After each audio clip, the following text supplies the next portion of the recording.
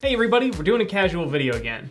You might have noticed that I am now in a place with background because I'm in the studio where we normally shoot, because we managed to set up a desk here, and this way we don't have to drag the equipment from office to office and I don't have to haul a bunch of C-stands around. So sadly, no more of my moving paintings.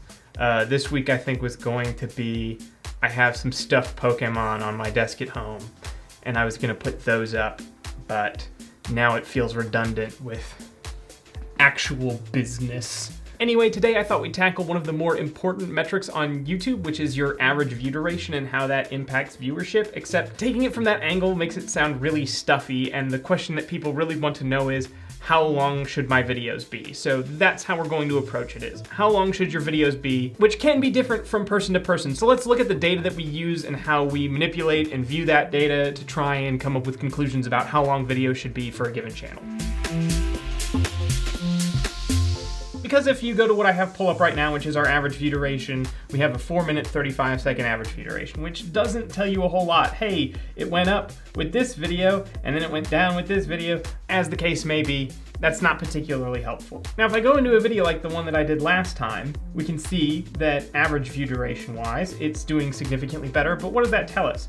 YouTube tells us that it's good, which is a good start, but how does that actually translate into views? Or does it translate into views? Could it actually be something that's sabotaging us? Let's get into it. So first off, beyond looking at the average view duration, I want to come down here and look at retention. What's got people interested? Where is their attention going up and down? And where do they seem to be losing interest? It's interesting to me that there's this bump at 135. Is that where I made the painting joke? It might be. That could be a reason that people went back and watched again. No, it wasn't. It was not that I was funny. The painting was already in frame at this point. That's a very good freeze frame to stop on. It's some talking, and then we go into the graphical transitions. We start talking about what we look at. That's when people's attention gets back to, which is admittedly getting kind of into the substance of the video, so that's not a tremendously great surprise, but worth looking at. We might have to cut out more of the intro at the beginning based on that data. It's one of those, it's a small sample size. It could be a whole thing. Okay, so again, that can tell us some qualitative things about the video and how people were engaged with it, but again, it doesn't necessarily translate into views, or we don't have an obvious connection between this and views. So today is not actually going to be a lot of being on the analytics platform of YouTube. We're going to look at how we take that data and import it into a sheet and interpret it. So for that, we're going to export all this stuff over to a Google Sheet. So if you're an audience development person, you might have exported a sheet like this before. This is just the last 90 days, how our videos have done. I took out a couple videos that are like unlisted and not really relevant, but otherwise this is kind of a look at the raw data for our viewership. The things that I'm going to need to export are the video title, just in case it comes up and we want to like research further, the average percentage viewed, the average view duration, and views for this. We actually put things into this much larger sheet that takes in a couple more things into account. We're not going to need to focus on all this, but this is where we do a lot of like our programming research and a lot of manual entry and things that a computer can't necessarily do yet. This is where we put all that stuff. This is where we start to make those interpretations. So I've gone ahead and populated the relevant data so we can go ahead and just start looking at the graphs. And typically I like to look at 3 different graphs when it comes to this kind of thing. The first one, because it's the most simple, is average view duration versus length. No big surprise. The longer the video is, the higher the average view duration. This is almost always true, because a longer video has a greater potential for longer average view duration. You can't get 10 minutes of average view duration on a 5-minute video, but it's much easier to get on a 50-minute video. So no big surprise there. Something that is interesting is if you look at kind of the rounded length versus average view duration, you'll notice that it starts out very, very close to the trend line and then gets much more volatile over time. That's not actually a tremendous surprise. I'm actually surprised we see any lengths that are over the trend line later on, because what tends to happen is the longer and longer a video gets, the harder it is for somebody to watch the whole thing. Like if you have a video that's several hours long, chances are life is going to interfere with that in some form or fashion. So eventually it tends to get a little bit less efficient as compared to the trend line, and it tends to be a little bit more efficient earlier on. Something that I think is a little bit interesting is actually just kind of in that 8 to 12 minute range, it gets like a little bit more efficient. But this in and of itself, it's helpful from a a trend perspective, it doesn't do a whole lot on its own. It mostly just confirms what we already know. Sometimes theoretically it might not be true, and so we check it because you want to be sure, but no big surprises here. So let's go on to the next graph, which is a little bit more interesting, which is views versus average view duration. So this is how long our audience watched versus how many views a video tended to get. Something that we noticed right away that isn't super uncommon, but isn't like necessarily the norm either, is the trend line for this is actually slightly negative, which would mean that on average, the longer our audience watches a video, the worse that video did. Which, if you've followed us before, probably sounds all kinds of wrong, and totally fair.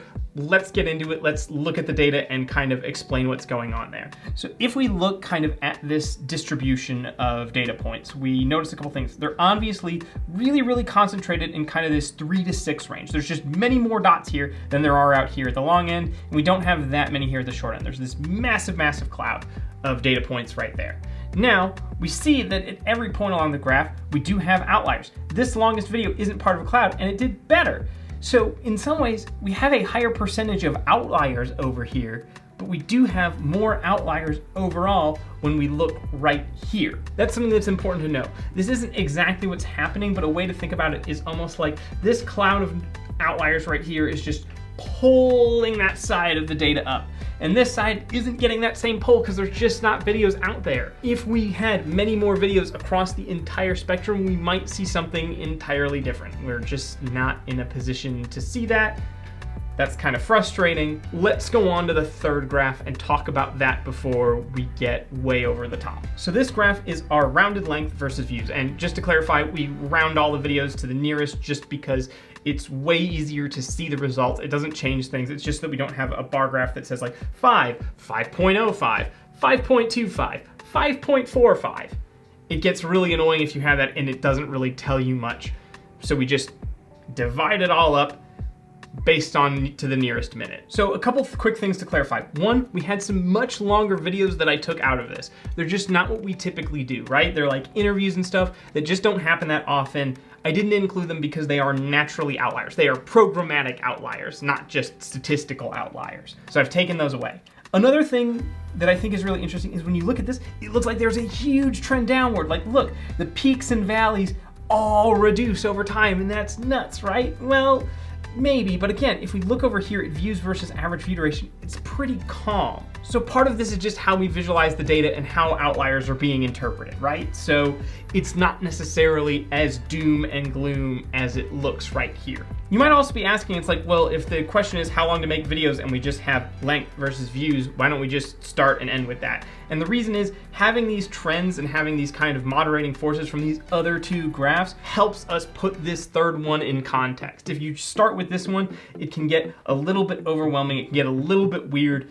These graphs kind of help temper what we're looking at, because this, it looks like, whoa, we should make videos that are like 6 minutes long and no longer ever, which doesn't necessarily tell the whole story when we start to look at views versus average view duration, right? Something I do like about this view is that this red line, which for us determines like the frequency, the number of videos that were at that length, this can help us determine kind of what the sample size was. Over here at 18 minutes, this is pretty strong. It's 3 videos as opposed to over here, which is 15 videos. This one is less representative of what an 18-minute video is likely to be, so that's something worth interpreting down the line. Something that I noticed when I'm looking at our graph in particular is that there's sort of classes of videos that exist at different frequencies. So from 7 to 10, we have a fairly consistent frequency in terms of sample size. And then it drops significantly from about 11 to 14 minutes, right? Like that's a different class of sample size. Those tend to be about 5 videos per. And then it drops again from about 15 to 18, which tends to be about 2 to 3 per. So there's a couple of reasons for this. One, it's typically harder to make longer videos unless you're significantly changing how we're doing. When I'm doing the high energy voice, it's really, really hard to keep that up because that's like an hour and a half of shooting to condense down to 30 minutes. Oh my God. It's way easier to get longer when you're in something like this, so we might actually see that sample size increase. Broadly speaking, because these videos exist at different frequencies, it's not altogether unreasonable to start to assert that these are different kinds of videos. And we can actually see that if we go into our data worksheet and we start to look at what kinds of videos tend to exist in the 6 to 7 minute mark. These tend to be either listicles, so you can get more views with these 7 playlist hacks. They tend to be kind of around that length. 7 methods to grow fast in 2020. Tips to make better YouTube videos, which doesn't sound like a listicle because it doesn't have a number, but it is basically in the same kind of framework and format. The other things these tend to be are like really cool interpretations of like a certain YouTube graph, or like when YouTube announces a new metric. So like when we talk about like the new audience loyalty metrics that are coming up, that tends to be in this range. That's kind of like a class of production. When we get into longer videos that are things, you know, in kind of the 18 minutes, they can be listicles still, they tend to be longer listicles and they tend to be more, or like longer experiments. I refreshed the homepage 100 times and this is what happened. That just takes longer to do. So that's something that I notice immediately, is that these videos should not necessarily be compared to each other than if we're looking for future programming. If we can come up with listicles, or if YouTube announces something new and it's breaking, yeah, sure, maybe we want to make that a quick 7-minute video and get it out there. Part of the reason that it is so short is because we want that to be like breaking news. It doesn't help us to sit on that information for a long time and make a longer video. If we can get it out there faster, it might be more explosive. So rather than looking at these as like a holistic thing, let's take these sample sizes as kind of a class of production and then compare within those smaller subsets. So from 7 to 10 minutes, 8 is kind of a weirdly low outlier. I don't know why, but sure, that's where we are. But 9 and 10 minutes is roughly better than 7 and 8 minutes. 10 is a little bit worse than 7, but 9 is very significantly higher within that class, which tells me that within that kind of video, having them be a little bit on the longer side is pretty good. If we're talking about the 11 to 14 minute range, 13 and 14 are much, much better than 11 and 12. So within that kind of range of production, 13 and 14 tends to be better. Same thing when we go with the 15 to 18 range. 15 and 16 are much worse than 17 and 18. So yes, from a broad perspective, shorter videos look like they're doing better on the channel, but those are different kinds of videos too. I have before worked on channels that have like TV shows, and if you upload a full episode, it's always going to be like 22 or 24, or in the case of some kids programming, 11 minutes. And guess what? If you have videos of those lengths, they tend to be way better, basically because it means that somebody has uploaded a full video as kind of like a sampling. So those tend to be the best lengths no matter what. Within these programming subsets though, generally speaking, I would want a longer kind of video. I don't want to get too into the weeds of this because I don't want the video to balloon to be an hour long, because again, that gets into like the idea of like a different production class of video. But there's also different interpretations within this data that over time I would want to separate out. Let's say that even though Matt and I make the same kinds of videos, that I'm more long-winded than Matt. I go off onto more tangents. I make more references to Pokemon, which is definitely true. And if you thought that just because this is casual, I was going to stop referencing Pokemon, sorry, you're out of luck. I was just at the right age. I was like in kindergarten when it came out. It's left an indelible mark on me. Here we are. If that's the case, then longer videos might do a little bit worse or might do a little bit better, depending on which one of us is the one speaking. Because Matt has more name recognition and has been in the space longer, and that's just how that be. So this can be something that tells us lengthwise what's a good place to go. I also don't want to take away from the fact that from an objective standpoint, the shorter videos did do better, and even if it's a case of a programming quirk, that's worth exploring. Now, in the case of the 6 to 7 minute video, part of that is things like breaking news. We can't necessarily count on that always being there, but it's always something that we as a channel should be looking for based on the data as it plays out here. When we get into the longer form videos, it does seem clear that we are definitely allowed to take our time. We don't need to stop at 15 minutes. 18 minutes seems a little bit better. And that's if something I hope I can impress to you. So when I look at this thing, rather than just looking at it as one whole graph, I want to come in here, and you can always see in any kind of graph like these little camel humps, right? Like this is kind of its own hump, this is kind of its own hump, this over here is kind of its own hump. That's grand total, that doesn't matter. But this is like half of a hump. These things broadly for us represent different kinds of programming. So when I'm looking at these, I'm kind of maybe looking for a sweet spot. If I'm making like a normal talkie video, probably want to shoot for 13 minutes. If I'm making a video on the longer end, I probably want to go 18 minutes and up.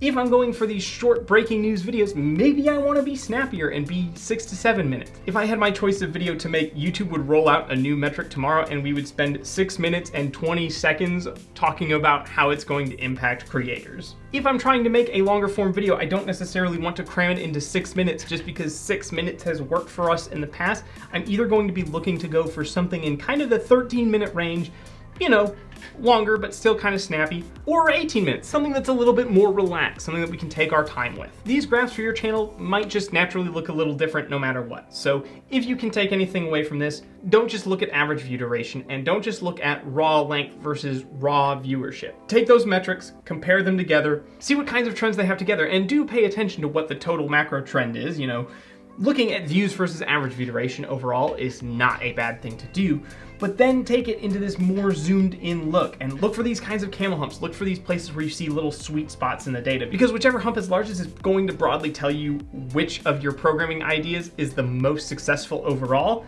And it's also going to tell you that if you're working within an existing programming idea, how long to kind of shoot for. If that sounds like a lot and it's not something that you're used to and you're a bit overwhelmed, at a broad spectrum, if we look at like a ton of videos across the entire corpus of videos on YouTube, broadly speaking, in the past, we've seen about 6 to 8 minutes tend to be a pretty good sweet spot in terms of average view duration, which on a lot of channels is kind of in that 13 to 14 minute range. If you're totally unsure what to do and you feel comfortable making a video of any length, that'd be what I shoot for. But also, you should never make a video longer than it is. Don't add in uninteresting padding just to make a video longer for the sake of making it longer. That doesn't work either. And if you don't like spending a bunch of time with pivot tables and looking at these little camel humps and trying to extrapolate out that data, I don't know, maybe pay me to consult with you. So that's a pretty comprehensive look at how we determine how long videos should be.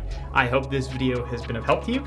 And with that, thank you so much for watching. If you like this video, check out these other videos on audience development. And if you did like this video, be sure to leave likes so that we know that you liked it, and particularly this format, because we're still kind of trying that out. And if you haven't already, subscribe to Little Monster for more videos on audience development every week. See you next time. I did choose to record this video on November 3rd. The day of the election, explicitly because I don't want to be looking at the election right now. So,